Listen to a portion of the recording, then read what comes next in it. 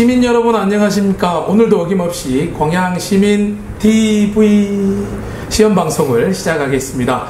시민TV 시작할 때 고정 순서죠. 주간 이슈 브리핑 순서입니다.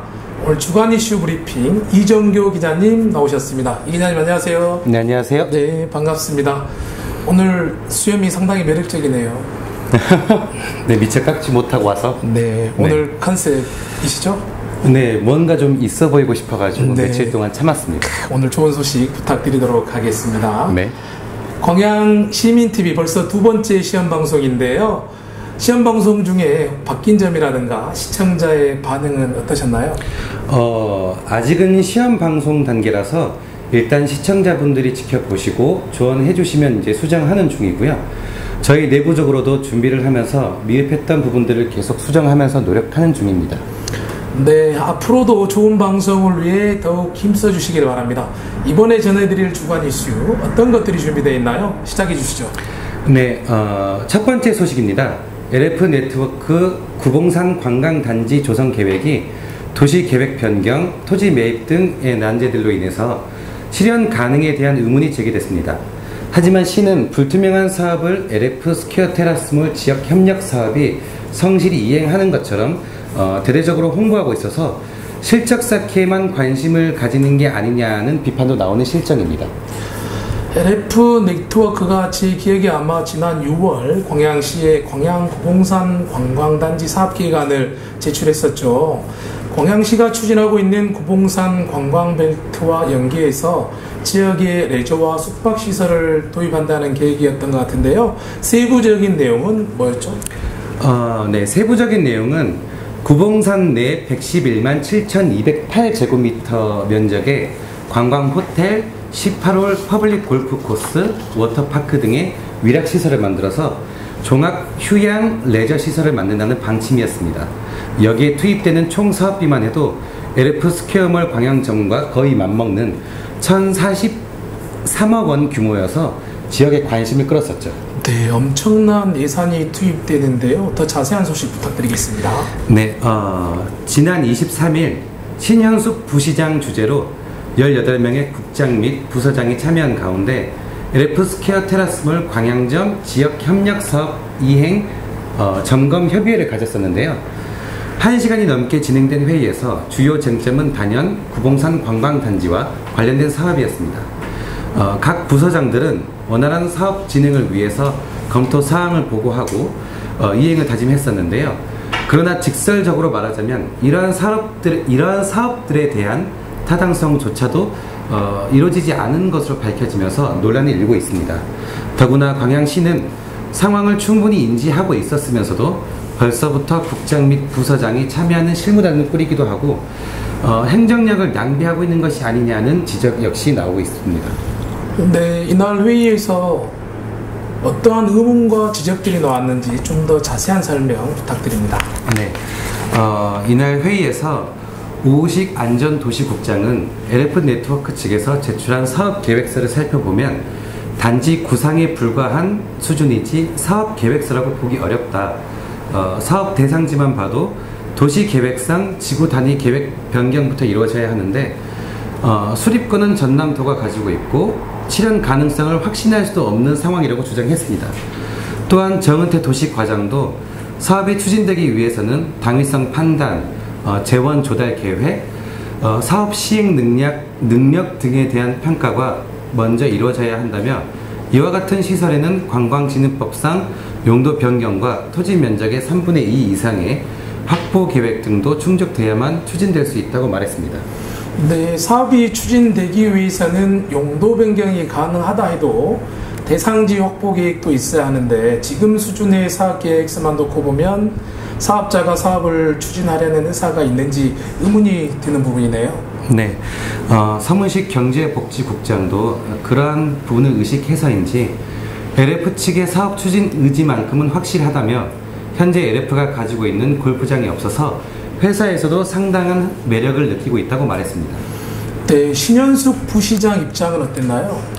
신현숙 부시장은 타당성 용역도 없이 1천억 원이 넘게 드는 사업을 추진하는 것은 이치에 맞지 않는다며 앞으로 예정된 광양시와 LF의 업무 협약이 있기 전까지 타당성 조사 용역에 대한 협의 정도는 있어야 한다는 입장을 밝히고요.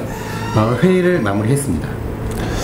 이해가 되지 않군요. 그러한 회의가 있고 이튿날 바로 2018년까지 타당성 영역을 마무리하고 2019년 관광단지 지구 지정과 조성사업 승인을 거쳐 2022년 준공을 목표로 추진하고 있다는 보도자료를 배포한 건가요?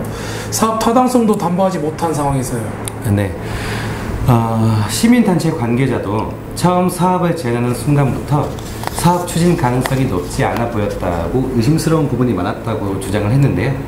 다음 달 이 사업과 관련해서 김유일 LF 총괄 대표 및 임원 등이 참여하는 간담회가 시청에서 열릴 예정입니다. 네, 모쪼록 조금 더 꼼꼼한 확인이 필요했지 않나 싶네요. 다음 달 간담회가 있다고 하는데요. 추가 소식은 그때 기대해 보도록 하겠습니다. 다음 소식 전해주시죠. 이 기자님, 오늘 검찰에서 전화가 왔다면서요. 혹시 몽타주 때문은 아니겠죠? 네, 그런 건 아니고요. 네네. 사실은 저도 정말 깜짝 놀랐습니다. 네. 얼마 전 광양 원해농협 인서지점에 근무 중인 조미선 씨가 전화 금융 사기 피해를 볼 뻔한 A 씨의 소중한 돈을 지켜서 화제가 되고 있습니다. 네, 보이스피싱에 관한 피해는 정말 줄지 않고 있는데요. 자세한 설명 주시죠. 네. 원해농협 인서지점 조미선 계장은 지난 17일 민원인 A씨가 울면서 지점으로 들어와서 현금 인출기에서 돈을 인출하려는 것을 목격했습니다. 네. 조 계장은 느낌이 이상해서 민원인에게 갔더니 군대에 가 있는 아들이 휴가를 나오다가 납치를 당해서 몸값을 보내야 한다고 오셨다고 했는데요. 바로 경찰서에 신고하고 부대에 연락을 해서 아들이 있다는 것을 확인한 뒤에 민원인을 안심시켰다고 전했습니다.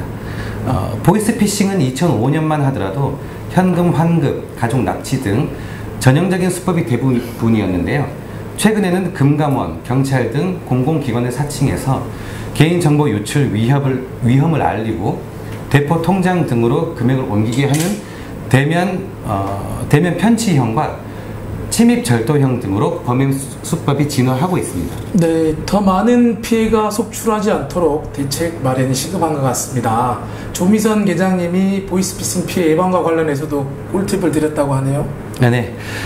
일단 보이스피싱의 종류에는 정부기관에서 자금 이체를 요구하는 경우와 대출 권유, 선입금 요구, 고금리 대출을 언급하면서 저금리 대출이 가능하다는 경우 또는 채용을 이유로 계좌의 비밀번호를 요구하는 등이 있는데요. 특히 조심해야 될 부분은 납치와 협박, 가족 사칭 등인데 평소에 친하게 지내는 자녀 친구분이나 직장 관련 상사 등의 연락처를 알고 지내는 것이 좋습니다. 그래야 이런 문제가 발생했을 때 더 침착하게 대응할 수 있고요. 이 밖에 출처가 불분명한 메일과 문자는 무조건 삭제하셔야 합니다. 네, 저도 직장에서 바로 직장 동료가 보이스피싱 전화를 받았는데요. 제가 바로 옆에서 컴퓨터로 검색을 해서 보이스피싱인 줄 알았습니다. 그래서 피해를 막을 수 있었는데요. 아무쪼록 보이스피싱과 관련한 많은 피해자들이 생기지 않도록 보이스피싱과 관련된 피해 예방에 대해서 충분히 숙지해야 될 것 같습니다. 다음 소식 이어가시죠. 네. 관내 청소년 흡연율이 갈수록 늘어나고 있습니다. 네. 특히 주류와 담배를 파는 편의점이 꾸준히 적발되고 있고요. 철저한 단속과 함께 제도적 변화가 필요하다는 지적이 나오고 있습니다. 저희 지역 청소년들의 흡연율은 어느 정도 되나요? 또 관련 적발 통계는 어느 정도 수준입니까? 2016년 청소년 건강 행태 온라인 조사 건강 통계에 따르면 관내 청소년 흡연율은 5.6%입니다. 5.1%였던 5년 전과 대비했을 때 0.5% 정도가 늘어났는데요. 올해 금연구역 흡연으로 인한 행정조치도 28건이 있었고요. 광양경찰서에 따르면 최근 3년간 담배 판매 적발 편의점은 6건에 불과했지만 주류는 담배보다 조금 더 높은 수치를 보였습니다. 2015년에 18건, 2016년에 26건, 올해 현재까지 18건이 있습니다. 제가 알기로는 현재 청소년 흡연 예방 사업으로 초등학교 18개 교를 찾아 금연송 체조교실과 중학교 10개 교를 찾아 금연 연극 공연을 하고 있지 않나요?